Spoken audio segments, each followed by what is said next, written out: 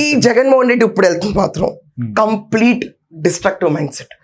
వెళ్ళాడు, అరాచకం చేపిస్తాడు, 21కి బ్లర్ చేసేయాలి. ఇంటర్నేషనల్ డేకి 5 లక్షల మంది పార్టిసిపేట్ చేస్తారండి ఆంధ్రప్రదేశ్. చాలా భారీ ఎత్తున నరేంద్ర మోడీ వస్తున్నారు.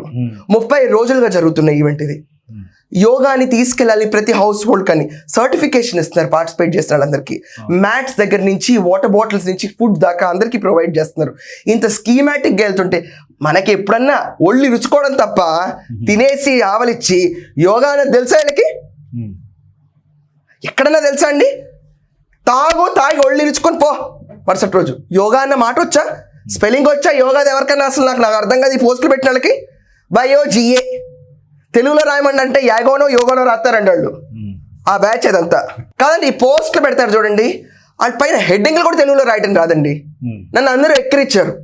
ఏంటి నీకు ఇంత వెగతాళిగా ఉందా నీకు అభివృద్ధి అని రాయంటే, మరి వీళ్ళని ఏమంటారు ఈరోజు? వాళ్ళకి వచ్చిందల్లా ఒకే ఒక పేరు #వైఎస్ జగన్. ఇప్పుడు ఈ విద్వేషాలకు కూడా వెనకాల ఉండి ఖచ్చితంగా రెచ్చగొడుతున్నట్టు తీసుకోవాలి పోస్టులు చూస్తుంటే. ఏమండి ఇది ప్లాన్డ్ అండి.